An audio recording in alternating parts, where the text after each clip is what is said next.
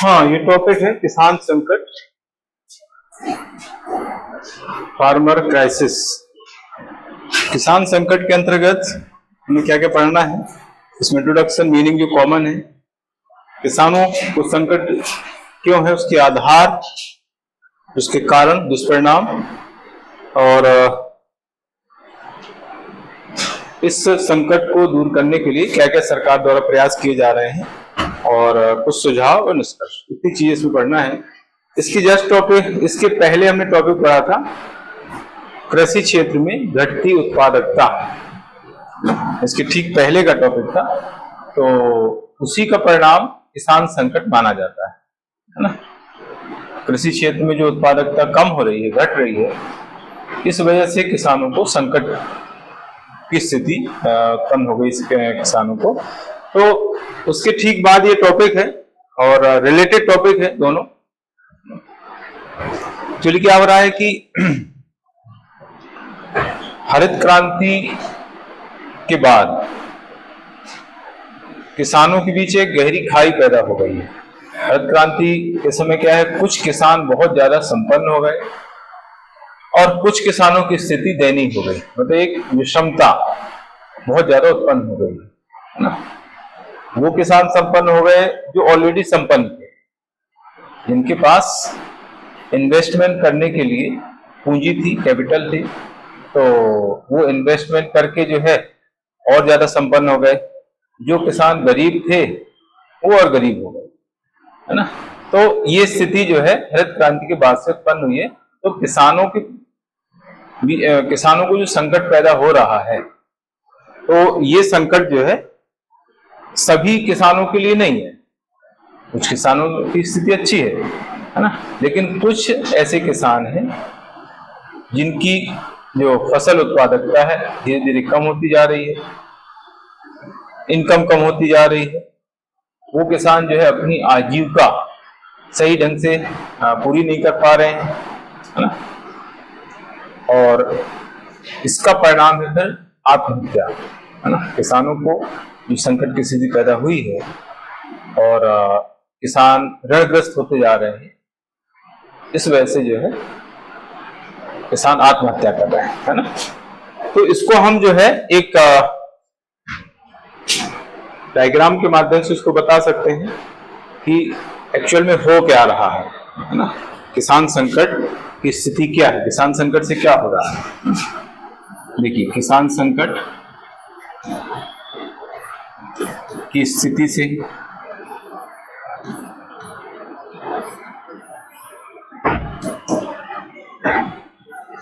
उत्पादकता में कमी, उत्पादकता में कमी,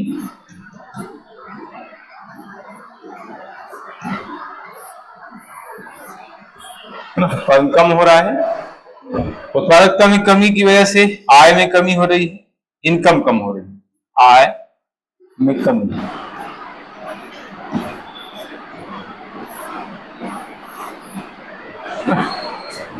आय में कमी होने से क्या है, जीवन यापन का संकट पैदा हो, जीवन यापन का संकट।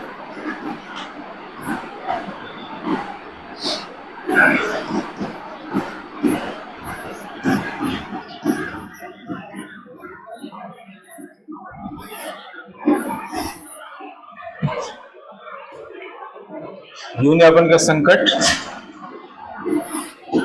से ऋणग्रस्तता, किसान क्या हो रहे हैं, ऋणग्रस्त हो रहे हैं, ऋणग्रस्तता।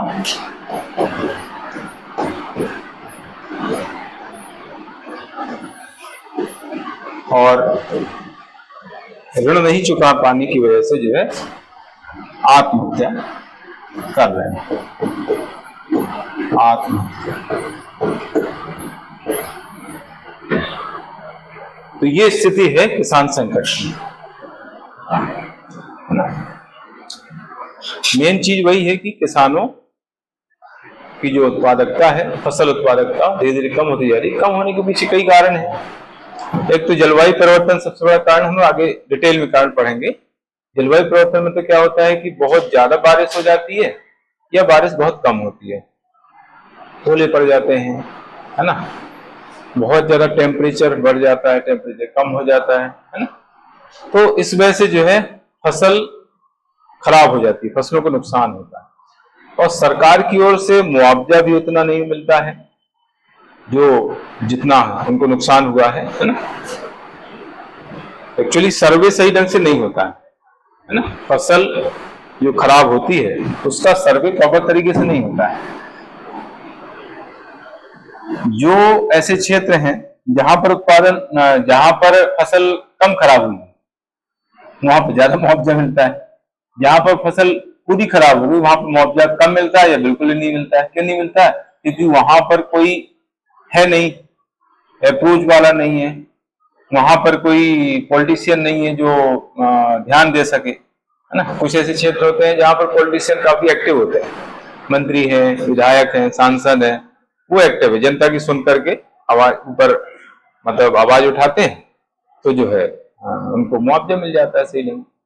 कुछ ऐसे क्षेत्र में बेचारे उनका कोई नहीं है, जो पॉलिटिशियन है वो सब उदासीन है, उनको कोई मतलब नहीं, उनको वोट से मतलब है ना। एक बार जीत गए फिर बाद में 5 साल बाद ही जाना है, और जनता भी क्या मूर्ख रहती है, वो जिता देती है। उस समय जो है इलेक्शन के समय पैसे से बांट देंगे तो जनता खुश हो जाएगी, सब भूल जाएंगे ये 5 साल क्या हुआ हमारे 5 साल क्या किया इसने, सब भूल जाएंगे। पैसे उस समय दे देंगे, है ना। और कई जगह तो लंगर चलते हैं, खाना खिलाया जाता है, 1-1 महीने 2-2 महीने तक खाना चलता रहता है ना। शराब वगैरह बांट देते हैं तो उतने में खुश, है ना।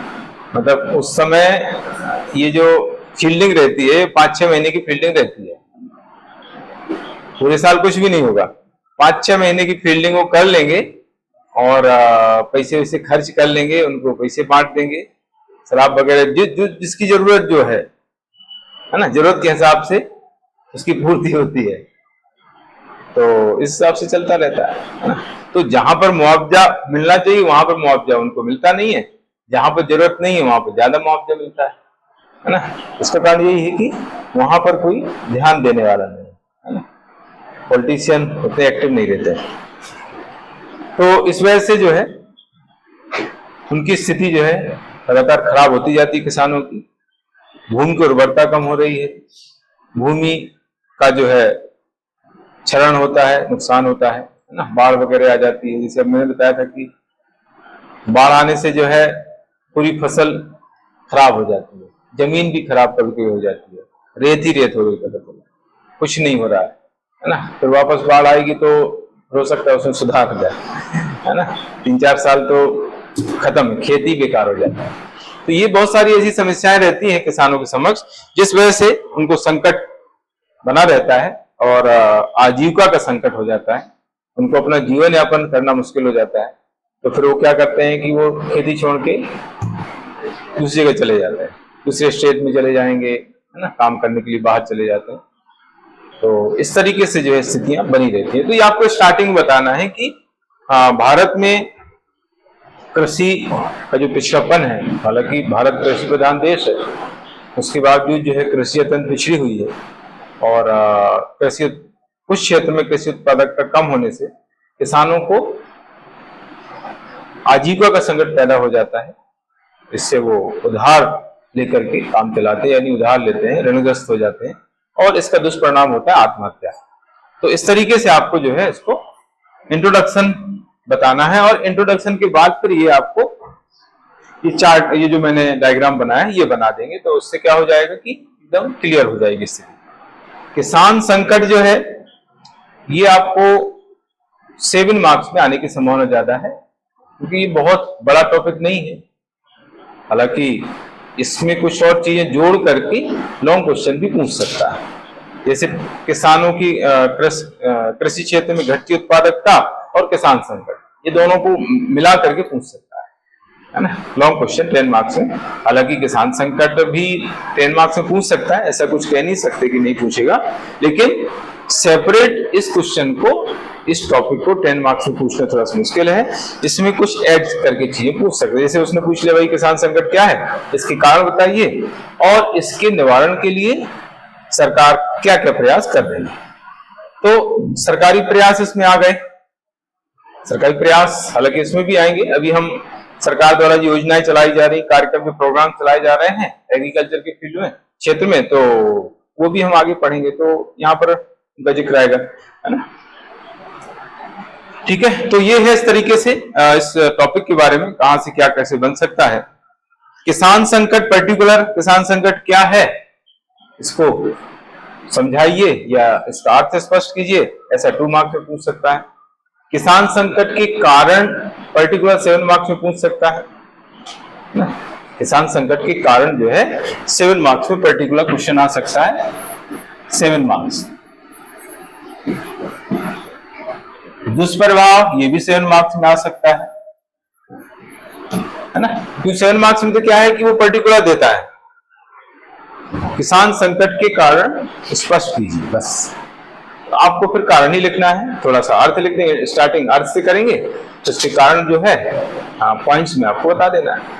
किसान संकट के क्या दुष्परिणाम है, बैड इफेक्ट, तो ये आपको जो है 7 मार्क्स में अलग से पूछ सकता है।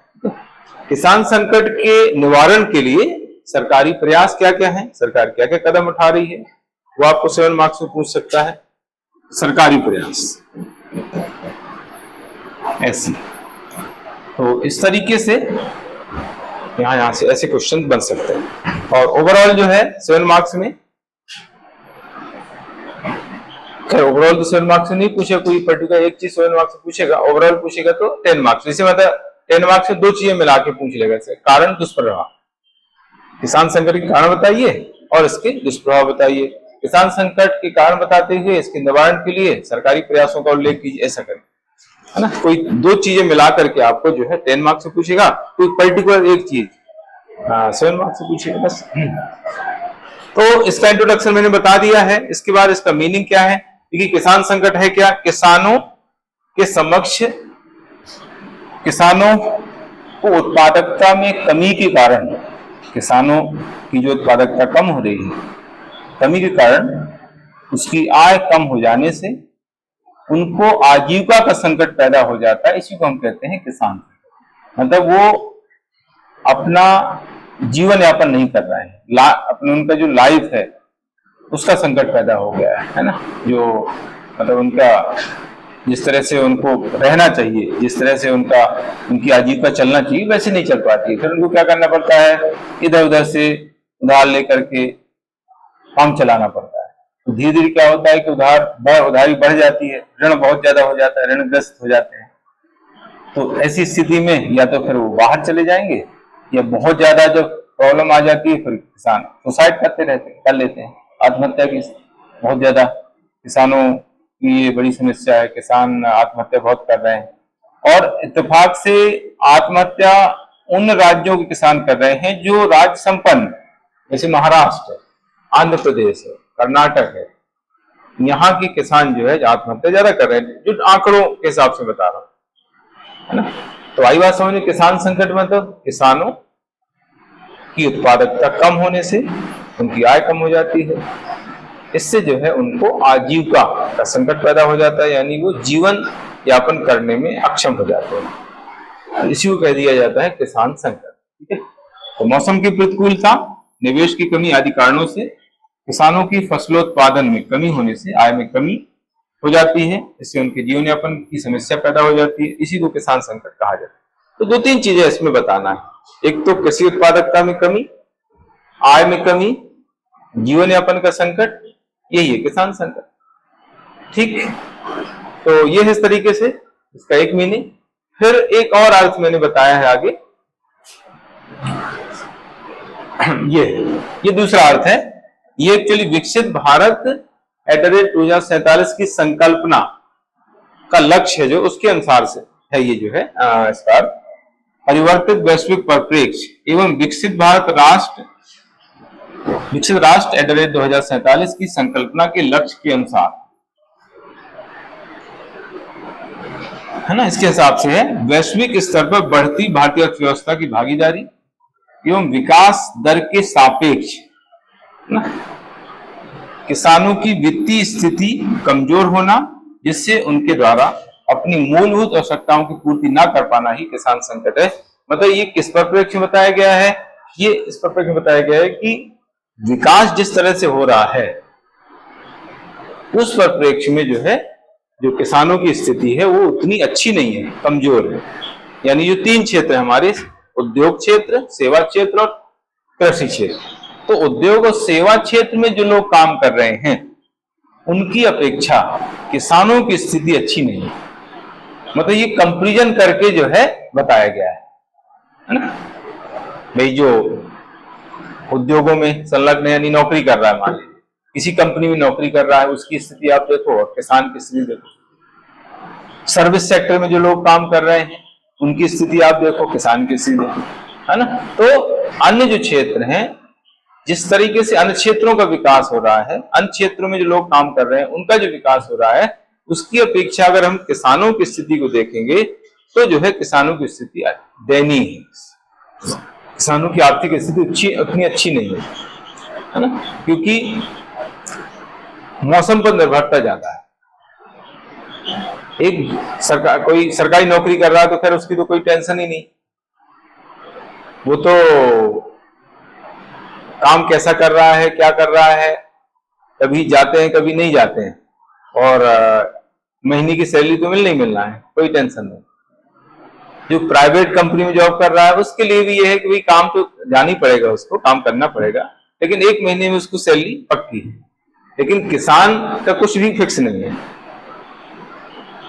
उसने कितना इन्वेस्टमेंट किया है उतना मिल जाए वही बड़ी बात है। कभी कभी अच्छी स्थिति रहती है, ऐसा नहीं कि हमेशा खराब स्थिति हो, कभी कभी अच्छा उत्पादन हो जाता है, लेकिन हमेशा ऐसा नहीं है। कभी कभी तो जो लगा है उसमें कुछ भी नहीं मिला, पूरा सब चौपट हो गया। कभी कभी जो लगाया है उतना मिल जाता है, उतना ही मिल गया बस, कभी कभी ज्यादा मिल जाता है, तो अनिश्चितता है। लेकिन जो नौकरी कर रहा है, बिजनेस कर रहा है, बिजनेस में हालांकि थोड़ा सा अनिश्चितता है, लेकिन कृषि की अपेक्षा अनिश्चितता उसमें कम, इसमें ज्यादा अनिश्चितता है कृषि क्षेत्र में। अब कोरोना काल में आप देखो, कोरोना काल में हालांकि कृषि की स्थिति में प्रॉब्लम नहीं आई, बाकी क्षेत्र जो है बहुत ज्यादा प्रभावित हो गए थे, लेकिन जो नौकरी करने वाले थे, खासतौर से सरकारी नौकरी करने वाले, उनको बैठे बैठे की तनख्वाह गवर्नमेंट ने दी। कोरोना काल में जो भी सरकारी नौकरी करने वाले थे उनको घर बैठे और टाइम से सैलरी दी। जो भी नौकरी कर रहे थे वो बता रहे थे कि बाकी समय लेट हो जाती थी, लेकिन कोरोना काल में जो है लेट नहीं होती थी salary, time to time salary आ जाती थी, घर बैठे, कोई काम नहीं। ज्यादातर कुछ लोग कुछ नहीं जाना पड़ता था, कुछ लोग तो खैर घर में बैठे वर्क फ्रॉम होम करते थे। खासतौर से टीचर्स जो थे, टीचर्स की चांदी थी, क्योंकि स्कूल वगैरह कॉलेज लग नहीं रहे थे, तो आराम से घर में बैठे उनको नौकरी चल रही थी उनकी, है ना। तो ये स्थिति है। तो वही इसमें बताया गया, तुलनात्मक अध्ययन किया गया है कि अन्य जो सेक्टर्स हैं उनमें जो विकास की स्थिति है और वैश्विक स्तर पर भारतीय अर्थव्यवस्था की जो भागीदारी बढ़ी है उसकी अगर हम तुलना करें कृषि से, किसानों से, तो किसानों की स्थिति ज्यादा दयनीय होती जा रही है अन्य क्षेत्र की अपेक्षा, अन्य लोगों की अपेक्षा। तो वो जो है कंपैरिजन करके ये मीनिंग बताया गया है, दूसरा मीनिंग। इसके बाद फिर इसके आधार हम क्यों कह रहे हैं किसान संकट है, इसका क्या आधार? जैसे मैंने कृषि की घटती उत्पादकता के आधार बताए थे, फिर उसके कारण बताए थे। कुछ चीजें ऐसी हैं वो जो आपको ऐसा लगे कि यार ये तो कारण भी है और आधार भी है। ये हमने घटती उत्पादकता के वहां पर भी पढ़ा था। तो किसानों की आय में वृद्धि ना होना एक आधार है कि किसानों की जो आय है वो नहीं बढ़ रही, खर्चे बढ़ रहे हैं, इन्वेस्टमेंट बढ़ रहा है ना, खेती में इन्वेस्टमेंट बहुत ज्यादा बढ़ रहा है, लेकिन किसानों की आय नहीं बढ़ रही है उसके हिसाब से। इस तरह से खर्चे बढ़ रहे हैं, इन्वेस्टमेंट ज्यादा करना पड़ रहा है, ना, उसकी अपेक्षा आय नहीं बढ़ रही है, कभी कभी कम हो जाती है। उत्पादन को उनकी फसल का उचित मूल्य ना मिलना,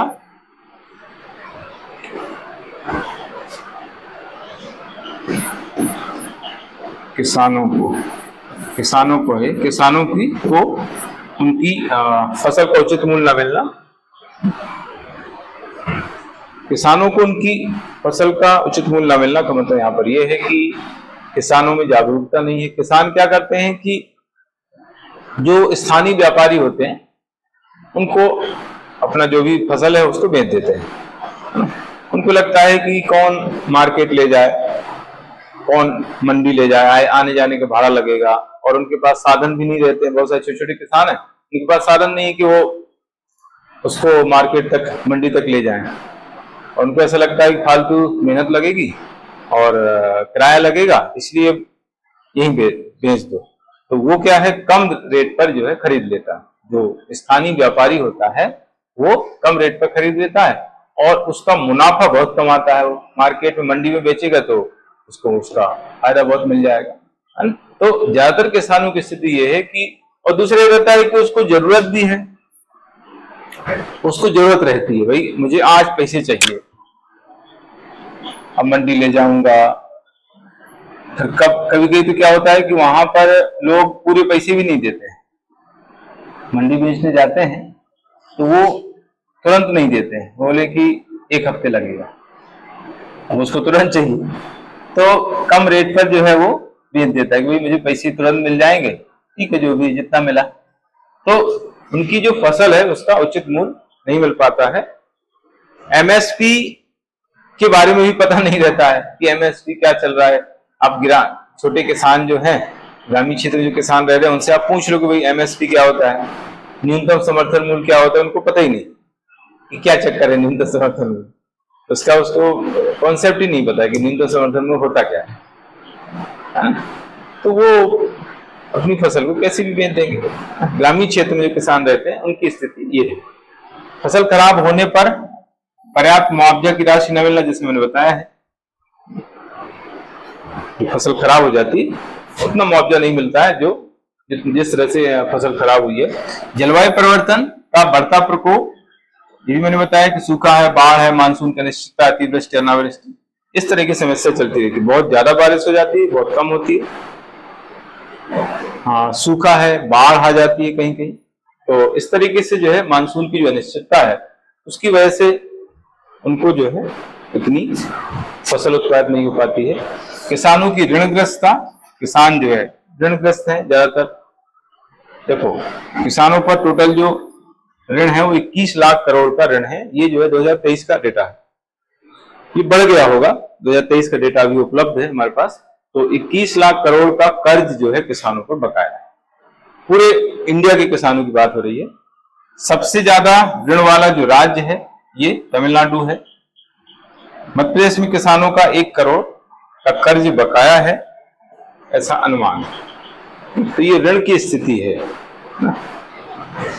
तो सबसे ज्यादा ऋणग्रस्त जो किसान है वो तमिलनाडु के किसान है ना, जबकि तमिलनाडु अन्य राज्यों की अपेक्षा थोड़ा सा विकसित है, लेकिन वहां के किसान ज्यादा ऋणग्रस्त है। तमिलनाडु है, आंध्र प्रदेश है ना, महाराष्ट्र है, यहाँ के किसानों का ऋण ज्यादा है। मृदा की उर्वरता में कमी हो रही है, ये भी हमने पहले पढ़ा है। कृषि की घटती उत्पादकता में ये कारण हमने पढ़े हैं।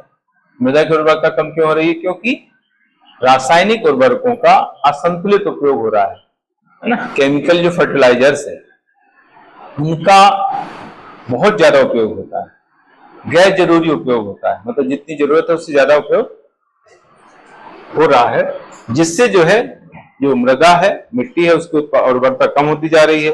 और जैसे मैंने बताया था कि बाहर यानी विकसित देशों में रासायनिक उर्वरक धीरे धीरे बंद कर रहे हैं। अब उनके स्थान पर उर्वरक कौन से आ गए हैं? उनके स्थान पर जैव उर्वरक, बायो फर्टिलाइजर्स का यूज ज्यादा हो रहा है। तो विकसित देशों में लगभग बंदी हो गए, लेकिन हमारे यहाँ पर अभी चल रहे हैं क्योंकि यहाँ पर उपलब्धि नहीं है। तो मैंने पहले बताया था कि यही जो खाद है, यही खाद लोगों को मिल जाए वही बड़ी बात, समय पर यही नहीं मिल पाती है ना। जितनी चाहिए उतनी नहीं मिल पाती है, एक तो मिलती नहीं है और फिर पर्याप्त मात्रा में नहीं मिल पाती है। तो ये समस्या यहाँ पर ज्यादा है। तो रासायनिक उर्वरकों का बहुत ज्यादा उपयोग होता है, असंतुलित उपयोग हो रहा है, इससे जो है मृदा की उर्वरता धीरे धीरे कम होती जा रही है। उदारीकरण तथा निजीकरण जो है, उदारीकरण तथा निजीकरण,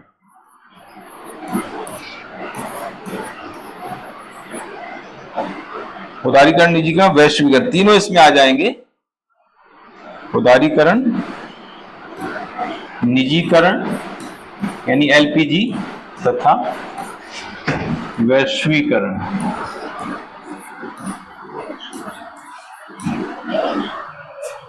से कृषि पर सकारात्मक के साथ साथ नकारात्मक प्रभाव पड़ा है। देखो, सबसे ज्यादा जो नकारात्मक प्रभाव उदारीकरण और निजीकरण वैश्वीकरण से पड़ा यानी एलपीजी से पड़ा है, वो कृषि पर पड़ा है। उसका कारण यह है कि कृषि जो है हमारे यहाँ पिछड़ी हुई है, और हमारे यहाँ के जो किसान हैं विकसित देशों के किसानों की अपेक्षा बहुत ज्यादा संपन्न नहीं है, समृद्ध नहीं है।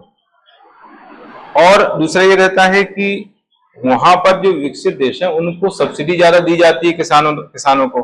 वहां की सरकारें जो है किसानों को सब्सिडी ज्यादा देती है। मैंने ये चीज बताई है पहले। हमारे यहाँ पर सब्सिडी उतनी कम ज्यादा नहीं मिल पाती है। तो होता क्या है कि वहां पर जो भी उत्पादित होता है, खेती में जो भी फसलें उत्पादित होती हैं उनकी क्वालिटी अच्छी रहती है, क्योंकि सब्सिडी ज्यादा मिली हुई है। वो अच्छा बीज यूज करते हैं, जैव उर्वरक का यूज करते हैं, दवाइयां वगैरह डालते हैं, तो पैदावार भी ज्यादा होती है और अच्छी किस्म की पैदावार होती है। उसके बावजूद किस्म अच्छी, क्वालिटी अच्छी है, उसके बावजूद वो कम रेट पर बेचते हैं, क्योंकि उनकी लागत कम लगेगी, सब्सिडी उनको मिली, सरकार ने उनको दिया हुआ है अमाउंट, तो उनकी लागत जो है, उनकी कॉस्ट कम है। तो जब कॉस्ट कम है तो फिर वो कम लागत पर बेच सकते हैं, कम कीमत पर बेच सकते हैं। कम कीमत बेचेंगे तो भी उनको प्रॉफिट होगा किसानों को, क्योंकि उनकी लागत कम है। हमारे यहाँ पर क्या है, सब्सिडी उतनी नहीं मिलती है। दूसरा, किसान ऑलरेडी गरीब है, उनकी लागत ज्यादा लग जाती है, उसमें क्वालिटी उतनी नहीं रहती है। तो क्वालिटी कम है, किसानों की लागत ज्यादा लगी हुई है, तो किसान जो है उसको ज्यादा रेट पर बेचते हैं। एक कोई प्रोडक्ट जो है विकसित देश का है, उसकी क्वालिटी ज्यादा, उसका रेट कम है। एक प्रोडक्ट हमारे यहाँ का है, उसकी क्वालिटी ज्यादा, उसकी क्वालिटी कम है। विकसित देश का प्रोडक्ट, उसकी क्वालिटी ज्यादा है, हमारे यहाँ की क्वालिटी कम है, लेकिन रेट हमारे यहाँ का ज्यादा है। तो स्वाभाविक है, कौन सा जो भोक्ता है, कस्टमर है, वो जो कम अच्छी क्वालिटी वाला है, रेट कम है, वो खरीदता है प्रोडक्ट। तो यहाँ पर ये किसानों को नुकसान होता है, भारतीय किसानों को, ये विकासशील देशों के किसानों को ये नुकसान होता है कि रेट ज्यादा रखना पड़ता है मजबूरी में। अगर रेट ज्यादा नहीं रखेंगे तो कुछ मिलेगा ही नहीं। रेट ज्यादा है, क्वालिटी कम है। विकसित देशों में जो प्रोडक्ट बनता है, उत्पादित होती है फसल, उसकी क्वालिटी ज्यादा है, रेट कम है, तो उसको ज्यादा लोग खरीदते हैं। तो हमारे यहाँ के किसान वैश्वीकरण की वजह से जो है डाउन हो गए, मतलब उनको प्रॉब्लम ज्यादा हो रही है, कंपटीशन का सामना नहीं कर पा रहे हैं। और क्षेत्र में तो अच्छी स्थिति है, उद्योग क्षेत्र, सेवा क्षेत्र में इतनी प्रॉब्लम नहीं आ रही है, कृषि क्षेत्र में ज्यादा प्रॉब्लम, क्योंकि कृषि पिछड़ी हुई है अन्य देशों के अलावा। मैंने आप लोगों को बताया था कि ओवरऑल उत्पादन हमें लिख रहा है कि ज्यादा है, हमारे यहाँ उत्पादन ज्यादा है, चाइना में ज्यादा है, लेकिन हम प्रति हेक्टेयर उत्पादकता की अगर बात करें, मतलब एक हेक्टेयर में फसल उत्पादन कम होता है हमारे यहाँ। अमेरिका में ज्यादा होता है, विकसित देशों में ज्यादा है। क्यों ज्यादा है? क्योंकि वो ऐसा बीज यूज करते हैं, ऐसी खाद, फर्टिलाइजर यूज करते हैं, दवाइयां यूज करते हैं, जिससे जो है कम क्षेत्र में बोते हैं और ज्यादा उत्पादन करते हैं। हमारे यहाँ बहुत ज्यादा बोने के बाद भी उत्पादन की स्थिति उतनी अच्छी नहीं है ना। अब आप सोचो कि चाइना में उत्पादन ज्यादा हो रहा है, लेकिन हमारे यहाँ क्षेत्र ज्यादा है, कृषि का क्षेत्र हमारे यहाँ चाइना से ज्यादा है, लेकिन फिर भी हम उत्पादन उससे कम करते हैं। कितनी भी फसलें मैंने बताई हैं आपको, ज्यादातर फसलों के उत्पादन में चाइना फर्स्ट है। बड़ी बड़ी जो फसलें हैं, गेहूं, चावल, कपास, रेशम, है ना, सब्जियां सारी, ओवरऑल सब्जियों में, फलों में, है ना। तो ये मेन जो फसलें हैं, उन फसलों के उत्पादन में चाइना फर्स्ट है और इन सभी में इंडिया सेकंड है। पहले चाय में इंडिया लगातार फर्स्ट रहता था, अब चाय में भी जो है चाइना फर्स्ट हो गया है, इंडिया सेकंड आ गया। चाय में भी ये स्थिति है, क्योंकि लंबे समय से चाय में जो है इंडिया फर्स्ट रहा है। तो ये हालत है।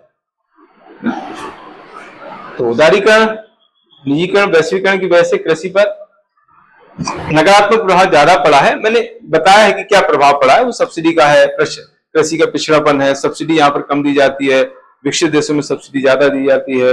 अब चूंकि वैश्वीकरण है, हम जो है किसी भी देश के प्रोडक्ट को आने से रोक नहीं सकते, समझ सही है। तो इसका खामियाजा किसको भुगतना पड़ रहा है? किसानों को, है ना। अमेरिका से कोई प्रोडक्ट आ रहा है हमारे, तो हम उसको ऐसे नहीं रोक पाएंगे। क्यों नहीं रोक पाएंगे? क्योंकि WTO से हम बंधे हुए, WTO के सदस्य हैं, और WTO के साथ हमने समझौता किया, उस पर हस्ताक्षर कर दिए कि हम जो है ऐसा नहीं करेंगे, हम प्रोडक्ट को आने से रोक नहीं सकते हैं, प्रतिबंध नहीं लगा सकते, किसी वस्तु को आने पर प्रतिबंध नहीं लगा सकते, आयात पर प्रतिबंध नहीं लगा सकते, और हमारे यहाँ का प्रोडक्ट बाहर ले जाएगा वो देश जो है प्रतिबंध नहीं लगा सकता। जो भी WTO का मेंबर है वो जो है आयात निर्यात पर प्रतिबंध नहीं लगा सकता। हाँ, प्रतिबंध लगाने की कुछ वजह है, कुछ खास रीजन होना चाहिए, बड़ा रीजन होना चाहिए। जैसे अगर मान लीजिए कोई वस्तु, ब्रिटेन की कोई वस्तु, फ्रांस की, जर्मनी की कोई वस्तु हमारे आ रही है, उससे कहीं ना कहीं यहाँ पर कोई नुकसान हो रहा है, जैसे इन्वायरमेंट को नुकसान हो रहा है, उसको यूज करने से, खाने से यहाँ के लोगों को प्रॉब्लम आ रही है, तो ऐसी स्थिति में उस पर प्रतिबंध लगाया जा सकता है। दूसरा तरीका है कस्टम ड्यूटी बढ़ाने का, सीमा शुल्क बढ़ा सकते हैं, कस्टम ड्यूटी बढ़ा दो, कोई प्रॉब्लम। जैसे अभी चल ही रहा है, अमेरिका चाइना की ट्रेड वॉर चल रहा है, व्यापार युद्ध चल रहा है ना। अमेरिका ने जो है चाइना की जो वस्तुएं उन पर टैरिफ बढ़ा दिया है, 145%, 105% कर दिया, 104% कर दिया, है ना, चाइना की। तो ये कर सकते हैं, आप कहेंगे WTO पर सिग्नेचर के लिए फिर भी कर, लेकिन कर सकते हैं, प्रतिबंध नहीं लगा सकते, ये कर सकते हैं, है ना। कस्टम ड्यूटी या टैरिफ जो है बढ़ा दिया जाता है, जिससे क्या होता है कि उस देश में वो वस्तु महंगी बिकती है, रेट बढ़ जाता है। मतलब अमेरिका की कोई वस्तु जो है, भारत की कोई वस्तु अमेरिका जा रही है और चाइना की एक वस्तु अमेरिका जा रही है, तो दोनों के प्रोडक्ट में वहां पर रेट में अंतर आ जाएगा। वही वस्तु, सेम वस्तु है, एक ही कंपनी है, एक ही ब्रांड है, ब्रांड एक ही है, कंपनी एक ही है, वस्तु एक है, लेकिन चाइना से जा रही है और एक भारत से जा रही है, उसमें रेट ज्यादा है। चाइना की कोई वस्तु वहां पर अमेरिका में बेची जा रही है और भारत की वस्तु बेची जा रही है, तो चाइना की वस्तु की रेट ज्यादा है, तो लोग नहीं खरीदेंगे। तो लोग खरीदेंगे नहीं तो फिर कोई निर्यात नहीं करेगा, एक्सपोर्ट नहीं करेगा उधर, इससे नुकसान हो जाता है। तो ये एक कारण होता है। तो ये इस तरीके से कृषि को नुकसान बहुत ज्यादा हो रहा है। उर्वरकों का निरंतर बढ़ता असंतुलित प्रयोग, उर्वरक जो है बहुत ज्यादा यूज किए जा रहे हैं। उर्वरक यानी रासायनिक उर्वरक की हम बात कर रहे हैं। यहाँ पर लिखना रासायनिक उर्वरक, रासायनिक उर्वरक।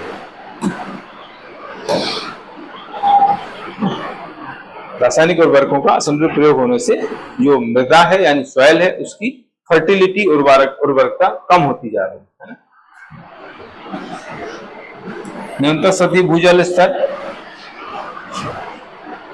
मतलब जो वाटर लेवल है वो जो है कम होता जा रहा है। अभी जैसे गर्मी का समय है, तो इस समय जो है वाटर लेवल बहुत नीचे चला जाता है, खासतौर से जो शहरी क्षेत्र हैं वहां पर जो है समस्या बहुत आती है। तो सरकार क्या करती है, सरकार जो है बोरिंग वगैरह है, नई बोरिंग नहीं हो सकती, उस पर बैन लगा दिया, अभी से बैन लग गया है। क्योंकि बोरिंग अगर किसी को कराना है तो उसके लिए जो है परमिशन लेना पड़ती है, तो उस पर अब बैन हो गया है, मतलब पूरे जून तक जो है बैन रहेगा। अभी से अप्रैल से बैन लग गया और पूरे जून तक जो है नई बोरिंग नहीं होगी। अब किसी को कोई मकान बनवाना है या कुछ करना है कंस्ट्रक्शन वगैरह तो वो नहीं करा सकता क्योंकि बोरिंग पर बैन है। लेकिन फिर भी लोग जो है करवाते हैं, पैसे वैसे दे करके, थाने से जो है परमिशन लेना पड़ती है, तो थाने में जा करके उन्होंने पैसे वैसे दे दिए और उसने बोल दिया कि चलो हो जाए। वो अब परमिशन तो ऐसे लिखित में दे नहीं सकते, उसको बोल देंगे भाई हम चलो वहां नहीं जाएंगे, कोई पुलिस वाला नहीं जाएगा, रात में कर लो। तो ये होता है ऐसे। हालांकि बोरिंग प्रतिबंधित हो जाती है, नई बोरिंग नहीं हो सकती। तो गिरता सतही भूजल स्तर, लागतों में वृद्धि है, इन्वेस्टमेंट बहुत ज्यादा लगता है ना, खेती करने में जो है बहुत ज्यादा इन्वेस्टमेंट आजकल लग रहा है क्योंकि सब चीजें महंगी हो गई है, बीज बहुत महंगे हैं, उर्वरक फर्टिलाइजर बहुत महंगे हैं, कीटनाशक दवाएं बहुत महंगी हैं, है ना। तो और कतराई है, कटाई है, सब महंगी हो गई है। भूमि अधिग्रहण की किसानों को उचित मुआवजा न मिलना, कभी कभी क्या होता है कि भूमि का अधिग्रहण कर लिया जाता है, वहां से मान लीजिए कोई सड़क निकल रही है, रेल निकल रही है ना, या कुछ वहां पर डैम बन रहा है, कुछ वहां पर मान लीजिए पता चला कि इसमें कोई खनिज है ना, तो उसका उत्खनन करवाना है ना। तो जिसकी जमीन होगी, अब उसकी जमीन तो उसको लेना पड़ेगी, सरकार तो उसका मुआवजा देती है, लेकिन मुआवजा कहीं कहीं ज्यादा मिलता है, कहीं बहुत कम मिलता है। जैसे हमारे एमपी में मुआवजा बहुत कम मिलता है, यूपी में मुआवजा बहुत मिलता है। यूपी में मुआवजा बहुत है, मतलब करोड़ों रुपए जो है मुआवजा यूपी सरकार देती है, कुछ लोगों को मिला हुआ है, तो बैठे बैठे करोड़पति हो गए। किस्मत की बात होती है। वहां पर मान लीजिए किसी की जमीन है, अब जमीन में कुछ नहीं हो रहा है, कोई पैदावार नहीं, कुछ ऐसी जमीन है कुछ नहीं होता। अब वहां पर कुछ बनना है, मान लीजिए कोई हॉस्पिटल बनना है या कोई फैक्ट्री खुलना है, कुछ भी काम होना है या कोई बांध बनना है, तो उसकी जमीन सरकार ले लेती है और मुआवजा दे देती है। तो कई लोग जो है बैठे बैठे के करोड़पति हो गए, सरकार ने मुआवजा दिया, करोड़ों का मुआवजा मिल गया, अफसोस, जबकि उस जमीन से कुछ हो नहीं रहा है। अब अगर वो चाहें तो वो बैंक में डाल दें और उसी के ब्याज से जो है उनका खर्च चल सकता है। जितना मुआवजा उनको मिला है वो पूरा जो है बैंक में वो जमा कर दे, अच्छे बैंक में जहां पर इंटरेस्ट अच्छा मिल रहा है, तो उसका जो ब्याज मिलेगा उसी ब्याज से वो खर्च चला सकते। ये तो बहुत ज्यादा मुआवजा कहीं कहीं मिलता है, बहुत हमारे यहाँ पर कम मिलता है, किसी क्षेत्र में कम मिलता है। तो इसके बाद फिर कारण है, किसान संकट के कारण।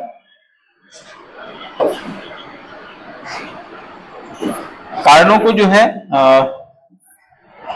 3 भागों में बांट करके बताया गया, सामाजिक कारण, आर्थिक कारण और पर्यावरण कारण।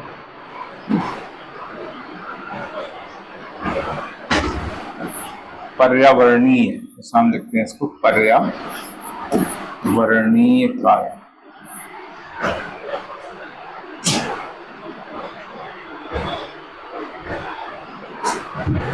सामाजिक कारणों में किसानों का रूढ़वादी होना, किसानों का शिक्षित होना, है ना, किसानों में जागरूकता की कमी होना, है ना, ये सारे कारण सामाजिक कारणों के अंतर्गत आ जाएंगे। ये भी हम पहले भी पढ़ चुके हैं सारी चीजें। अधिकांश किसानों का अशिक्षित होना, यानी पढ़े लिखे कम होते हैं, पढ़े लिखे कम होने से जो है उनमें जागरूकता की कमी होती है, जानकारी कम होती है और समझ कम होती है, ज्यादा वो एक दूसरे से मिलना जुलना कम रहता है, सरकार की जो योजनाएं हैं वो जो है उनको पूछते नहीं है, पता नहीं करते हैं ना। जिस तरह से उनका परंपरागत जो पहले खेती होती थी उसी तरह से वो खेती आगे करते रहते हैं, मतलब कुछ परिवर्तन नहीं करना चाहते हैं। इस तरह की जो किसान होते हैं वो जो है इस तरह की प्रॉब्लम फेस कर रहे हैं। परंपरागत तकनीकों का उपयोग किसानों द्वारा जो है नई तकनीकें अपनाई जा रही हैं, उन तकनीकों का प्रयोग नहीं किया जाता है ना। परंपरागत तकनीकें यूज कर रहे हैं। रूढ़वादी प्रवृत्ति भी इसको हम कह सकते हैं, रूढ़वादी प्रवृत्ति, किसानों की रूढ़वादी प्रवृत्ति, रूढ़वादी प्रवृत्ति है ना। परंपरागत तकनीकों का प्रयोग जो है क्यों करते हैं, क्योंकि रूढ़वादी प्रवृत्ति है। युवा पीढ़ी का कृषि में रुझान कम होना, श्रम की कमी है ना। युवा जो पीढ़ी है उनका जो है खेती की ओर रुझान नहीं है, मतलब अब नई पीढ़ी जो है खेती नहीं करना चाह रही। अब वो जो पढ़ा लिखा नहीं है, पढ़ लिख नहीं पाया है, वो मजबूरी में खेती करता है, वो भी नहीं करता है। वो भी कुछ करेगा एक आध साल 2 साल, उसको लगेगा यार कोई मतलब नहीं है, फिर वो भी बाहर भाग जाएगा है ना, गांव से बाहर चला जाएगा, मजदूरी वगैरह करेगा। दिल्ली है, महाराष्ट्र है, गुजरात है या साउथ है, वहां चले जाते हैं। हमारे एमपी के लोग जो है ज्यादातर दिल्ली जाते हैं, दिल्ली गुजरात है ना। तो 1-2 साल के बाद जो है उनको समझ में आ जाता है कि हमसे नहीं हो पाएगा है ना, हमसे ये नहीं होगा, तो वो भाग जाते हैं। ये हालत है। तो युवा पीढ़ी जो है कृषि का काम नहीं कर पा रही है, उसका इंटरेस्ट नहीं है, इसलिए जो है खेती में समस्या आ गई है। प्रच्छन्न बेरोजगारी, डिस्क्रिस्ड अनएम्प्लॉयमेंट, ये हम बेरोजगारी के टॉपिक में पढ़ेंगे। प्रच्छन्न बेरोजगारी, या इसको हम हिंदी में छद्म बेरोजगारी भी बोलते हैं, छद्म बेरोजगारी।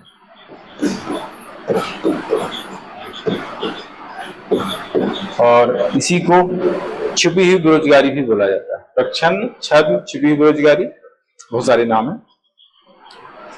इंग्लिश में डिस्क्रिस्ड बोलते हैं। इसमें क्या होता है कि कृषि क्षेत्र में व्यक्ति काम पर लगा हुआ दिख रहा है, लेकिन उस व्यक्ति की उस काम में उपयोगिता नहीं है। कुछ लोग काम पर लगे हैं, लेकिन उनकी उपयोगिता उस काम में नहीं है। क्यों नहीं है? क्योंकि अगर उस काम से उन लोगों को हटा दिया जाए, मान लीजिए कि किसी काम में 5 लोग लगे हुए, अब उसमें 3 लोगों की जरूरत है, 2 लोग ऐसे ही लगे हुए हैं है ना। तो 2 लोग जो है जो लगे हुए उनको अगर निकाल दें उस काम से, भाई चलो हट जाओ, तो 3 लोग ही कर लेंगे, क्योंकि 3 लोग का ही तो काम है। तो 2 लोग जो है वो अतिरिक्त लगे हुए, वही है छद्म बेरोजगार। 2 लोग है ना, 5 में से 2 लोग बेरोजगार, इसी को कहते हैं छद्म बेरोजगार है ना। क्योंकि कृषि क्षेत्र में आवश्यकता से ज्यादा लोग काम पर लगे रहते हैं, जिनकी वहां पर जरूरत नहीं है। तो उनको अगर उस काम से अलग कर दिया जाए तो भी उस काम पर कोई प्रभाव नहीं पड़ेगा, क्योंकि जो है वो अतिरिक्त लगे हुए। अगर उन 2 लोगों को कोई काम होता तो फिर उधर काम क्यों करते? तो कुल मिला के बेरोजगार ही है वो। अगर उनके पास कोई काम होता तो वो काम नहीं करते ना, अपना काम करते, इसलिए वो 2 लोग बेरोजगार है। तो इस तरीके से कहते हैं छद्म बेरोजगारी। इसी को बोलते हैं छिपी हुई बेरोजगारी। तो छिपी मतलब छिपी हुई है, हमें दिख नहीं रही है, काम करते हुए वो दिख रहे हैं लेकिन है वो बेरोजगार, तो इसलिए इसको कह दिया जाता है छिपी हुई बेरोजगारी है ना। तो इसका क्वेश्चन भी आता है, प्रश्न बेरोजगारी क्वेश्चन काफी पहले आया है, प्री में भी आता था पहले, और मेंस में भी इसका 3 मार्क्स में क्वेश्चन आया हुआ है छद्म बेरोजगारी का। तो इंपॉर्टेंट है बेरोजगारी के, वहां पर हम इसको पढ़ेंगे। तो ये है सामाजिक कारण, और कल हम इसमें इसके आर्थिक कारक पढ़ेंगे।